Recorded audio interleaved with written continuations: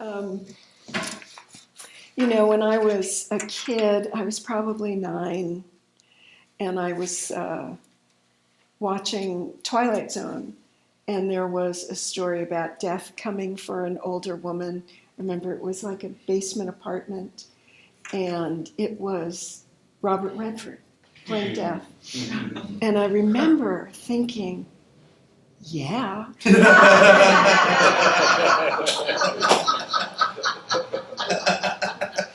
That would work for me. And then years later, meet Joe Black, and Brad Pitt was kind of poised to walk in the footsteps of Robert Redford, and he was never more golden than in that film, and it's just absolutely miraculous. And anyway, so I watched it 4 times. So this is in honor of those glorious characters called Death, and the one that we saw earlier. This is Meeting Joe Black, and it has an epigraph from the film. To make this journey of life and not fall deeply in love, well, you haven't lived a life at all. Meeting Joe Black in 5 movements. 1.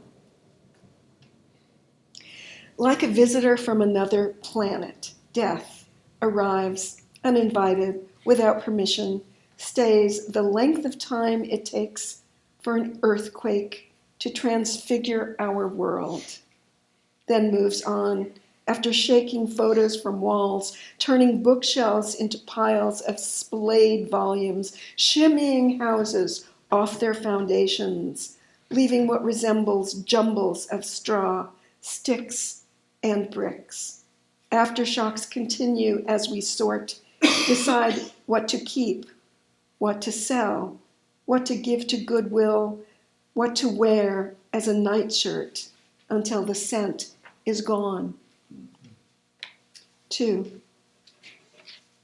Today I woke with a throbbing headache again. You might say I don't drink enough water.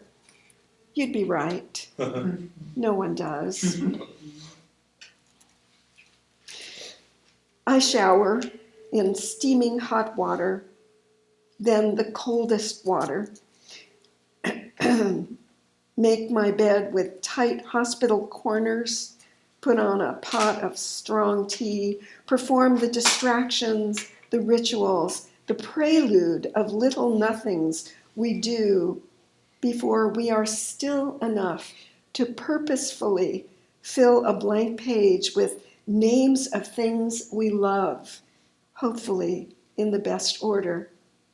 We observe, make note of the little gods in the unexpected. 3. A gray-haired woman in a bucket hat at the Gap closes her eyes when Fly Me to the Moon flows from the mall speakers. By the time Sinatra croons, in other words, baby, kiss me, she has shed decades.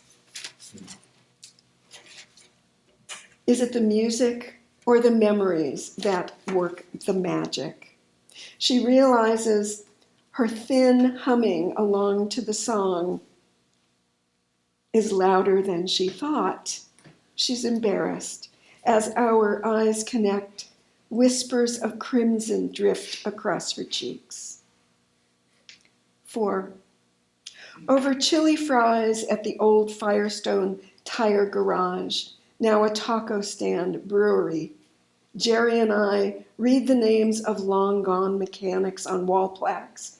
We agree the bones of the old serve to support the weight of the new, yet we question what is lost.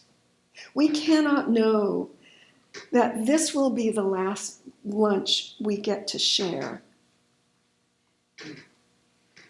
before his death. What we do know is, regardless of the words written on it, A leaf of paper thrown into a blazing fire will glow red at the edges, curl, blacken, becoming smoke that rises, dissipates, squandered into the wind. 5.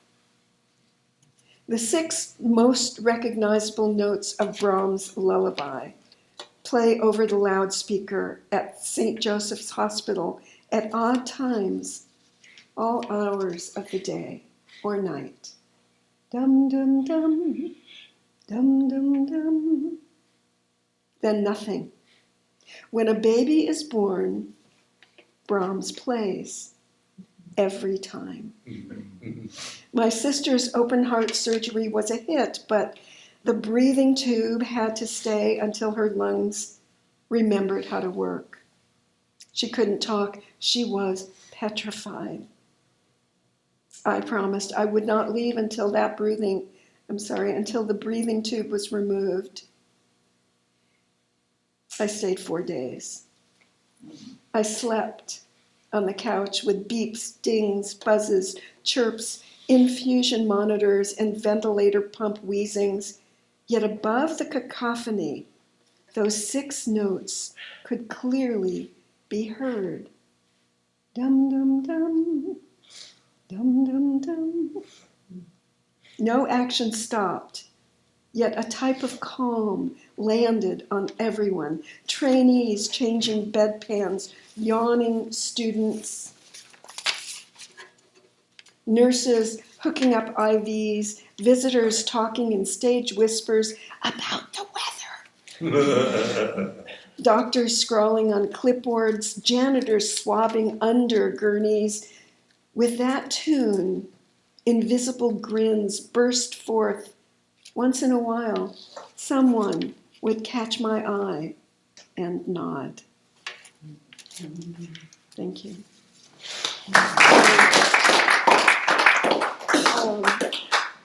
In the months between when I wrote this and now, my sister, who never actually left the hospital for 5 months, died. And I felt I wanted to write something for her, but I have an excerpt from a piece, just a couple of lines, and this is a poem that I wrote called Photo from Kyoto, and it's just a very brief excerpt. And it says,